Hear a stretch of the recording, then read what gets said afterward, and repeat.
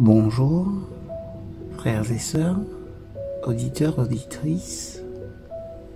Voici votre dévotion matinale tirée d'un ouvrage d'Edouard Eppenstall s'intitulant Dieu et moi. En date du 16 juillet.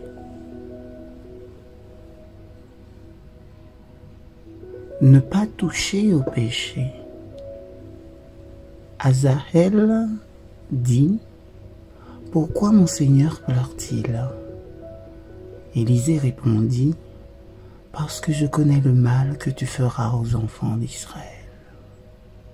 Et Azaël dit: Et quoi? Ton serviteur est-il un chien pour qu'il accomplisse ce haut fait? 2 Rois, chapitre 8, versets 12 et 13. Le prophète Élisée avait quitté Israël et s'était rendu à Damas, capitale de la Syrie. Le roi Ben-Hadad était malade. Lorsqu'il apprit qu'Élisée se trouvait dans la ville, il envoie Azaël, son homme de confiance, avec des dons magnifiques pour lui demander s'il allait guérir. Le prophète déclara qu'il n'y avait aucune raison pour que le roi ne recouvrât pas la santé. Puis il jeta sur Azaël un long regard insistant, si bien que l'homme finit par baisser les yeux et rougir comme un coupable. Tandis qu'il prédisait à Azaël tout ce dont il allait se rendre coupable, à commencer par le meurtre du roi, Élisée pleurait.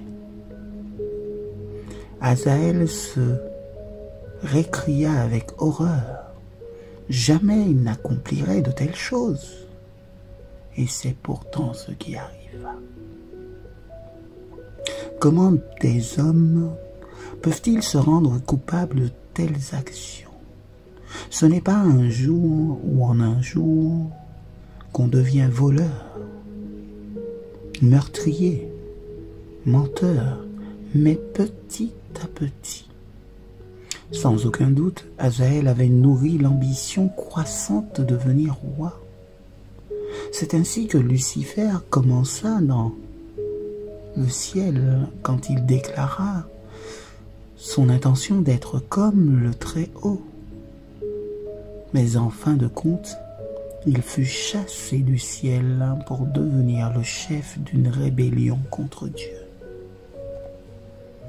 Si quelqu'un venait à vous et vous prédisait que le temps viendra où vous quitterez l'Église, où vous vivrez à la façon du monde et vous adonnerez à toutes sortes de péchés, sans doute horrifié protesteriez-vous contre une telle pensée. Supposez encore qu'on vous dise qu'un jour vous trahirez femmes et enfants et que votre foyer sera brisé.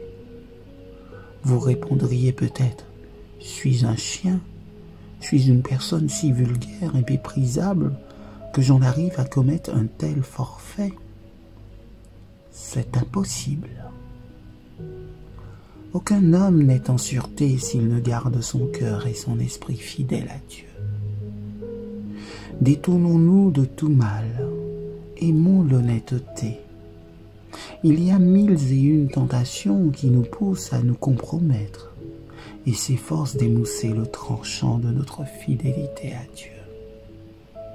Ce sont des pensées, des libertés de caractère douteux qui affaiblissent notre pouvoir de résistance et abaissent le niveau de notre sens moral. C'est là un danger mortel. Bonne réflexion autour de ces paroles venant de Dieu. Excellente journée à tous et à toutes. Amen.